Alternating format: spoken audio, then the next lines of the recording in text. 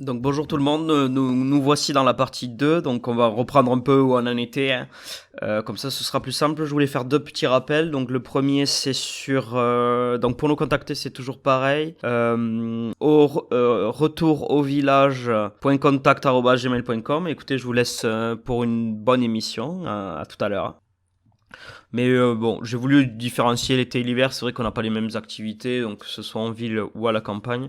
Donc l'été, c'est vrai que vous avez la possibilité de faire 5 minutes de marche, quitter le village, aller vous balader en forêt et tout. C'est toujours plaisant après une journée de travail.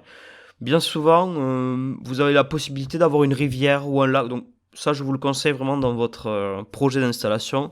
Trouver une rivière, un lac, ou même la mer. Il y a des endroits pas forcément excessifs à 5-10 minutes de la mer. Donc vous avez la possibilité à 18 h d'aller faire un tour, vous tremper les pieds à la rivière ou même vous baigner au lac, ce qui est très peu possible en ville. Donc ça, c'est vraiment pour l'été, hein. Donc c'est vrai que c'est sympa, c'est vraiment un moment de détente. L'hiver, donc bon, faire des baignades, c'est beaucoup plus délicat. Mais vous avez toujours la possibilité d'aller au village, donc prendre quelque chose à l'épicerie. C'est vrai que c'est souvent sympa, ou au boucher. Bon, c'est vrai que le soir, l'hiver, on aime bien manger un peu plus consistant, etc. On fait pas forcément des salades ou on mange beaucoup plus tôt. Donc c'est vrai qu'aller chercher un bout de viande de temps en temps dans la semaine au boucher, c'est pas forcément excessif plus que ça.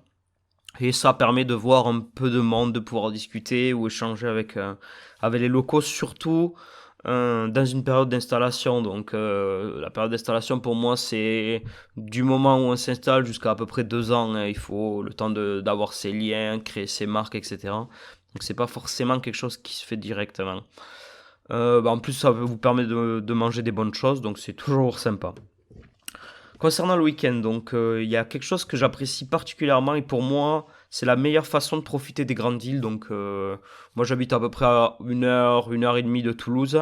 Donc vraiment pour profiter de Toulouse, ce qui me, ce qui me plaît c'est d'aller en ville une fois de temps en temps, profiter vraiment des magasins, etc. Donc vous avez les avantages de la ville pendant une journée, donc tout ce qui est magasin, je sais que quand on habite en ville, on a vraiment son magasin de sushi préféré, par exemple, ou des choses comme ça qu'on essaye de retrouver de temps en temps, qu'il n'y aura pas à la campagne, c'est quasiment sûr. Donc ça vous permet aussi de profiter des moments privilégiés de la ville. Voilà. Bien souvent, il y a une ville moyenne, voire grande, à 1 heure et demie. C'est assez rare qu'il n'y ait pas de centre assez important à plus de 2 heures, quoi. Donc vous avez cette possibilité de redécouvrir les services. Pour ceux qui souhaitent vraiment passer un week-end tranquille à la campagne, vous avez toujours l'avantage, notamment si vous aimez le ski, il faut toujours penser quand on s'installe à l'été, mais aussi à l'hiver. Donc moi personnellement, j'aime pas le ski, mais ceux qui aiment le ski, vous avez la possibilité d'avoir des stations de ski à 1 heure. C'est possible de le faire une journée, quoi.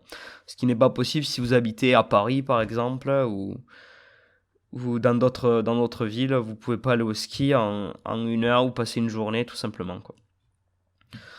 Vous avez l'été, bien entendu, les randonnées, mais ça, je vous laisserai les découvrir ou on en reparlera petit à petit. Ce que je voulais aborder, moi, c'est sur le point des activités vraiment qui vous permettent d'être, je dirais pas autonome, mais de pouvoir être un peu plus maître de votre vie. Donc, c'est très compliqué d'être autonome.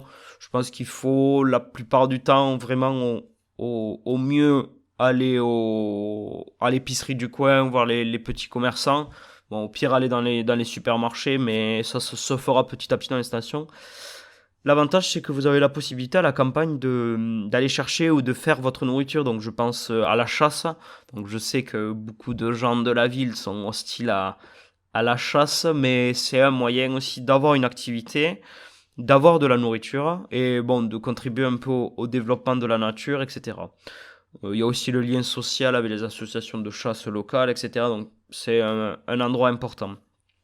Donc ça, vous avez cette possibilité. Vous avez la pêche aussi qui peut être sympathique, donc que ce soit à la mer ou à la montagne. Donc c'est vraiment des connaissances qu'il va avoir. On fera des émissions spécifiques sur la pêche, les différentes